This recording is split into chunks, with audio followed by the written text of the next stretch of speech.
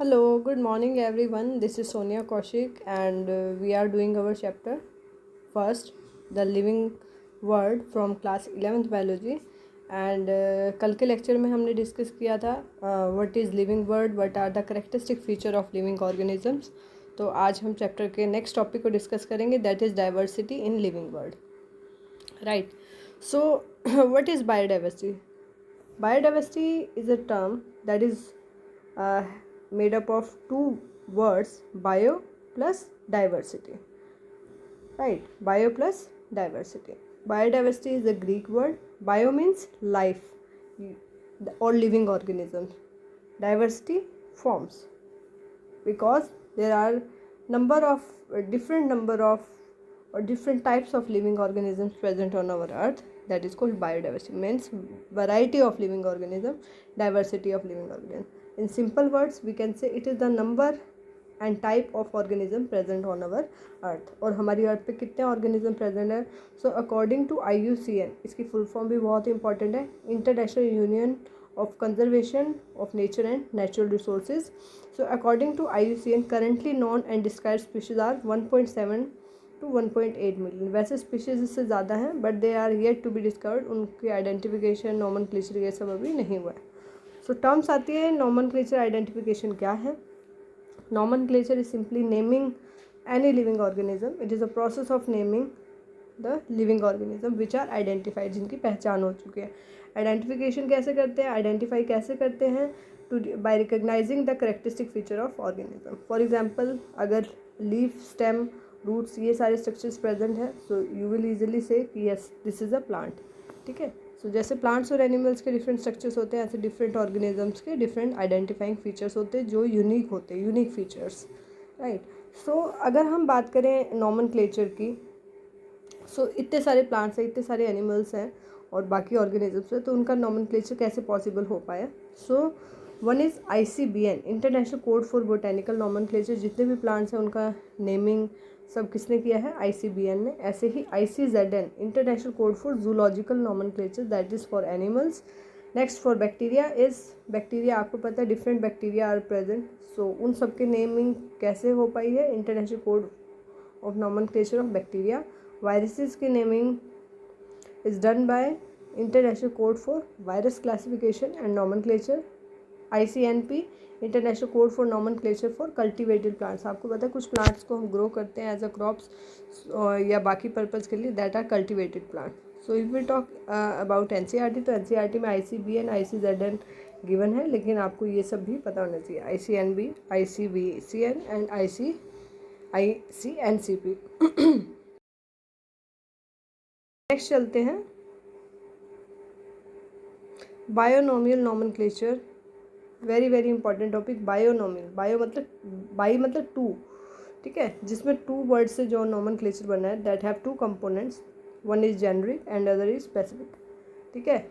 तो जीनस और species name आपने सुना होगा किसी भी ऑर्गेनिज्म का, जैसे हम नेम एंड सरनेम लगाते हैं, ऐसे ही साइंटिफिक नॉमनक्लेचर के अंदर binomial nomenclature that is given by Carolus Linnaeus in 1751. Two names, first is genus and second is species, that is called generic and specific name. Now there are some rules that are framed by ICZN, ICBN for naming the organisms. और naming इसलिए important थी क्योंकि अगर हम बात करें local names या vernaculars name की, so they are different in different areas. Different organism के डिफरेंट नेम है. So world wide same name हो, कॉमन नेम हो, तो उसके लिए binomial nomenclature plays a very important role. And Carolus Linnaeus also discussed this in his book Systema Naturae. Binomial nomenclature. So the language is Latin for this nomenclature and the names are written in italics. And when they are handwritten, जब इन names को हम लिखते हैं, so they are differently underlined. And first word generic name हमेशा capital होगा. Second name हमेशा जो species का name होगा, that will be start from small letter. Let me have some examples. For example, mango, mango का scientific name NCERT में भी given है, Mangifera indica. Humans, Homo sapiens. Lion, Panthera leo, ये सब आपको learn करने हैं. Rose, Rosa indica. House fly, Musca domestica. Then wheat, Triticum aestivum, rice का भी आप लिख सकते हैं, Oryza sativum. Honey bee Apis indica, और Italian bee Apis mellifera. Very very important. This is Italian bee and it is use for commercial production of honey. Next, dog Canis familiaris, cat के लिए Felis use कर सकते हैं हम term, and that is genus. Onion Allium cepa, potato Solanum tuberosum, brinjal Solanum melongena, cockroach Periplaneta americana, frog Rana tigrina, garden pea Pisum sativum, and tiger Panthera Tigris, leopard Panthera pardus. Right.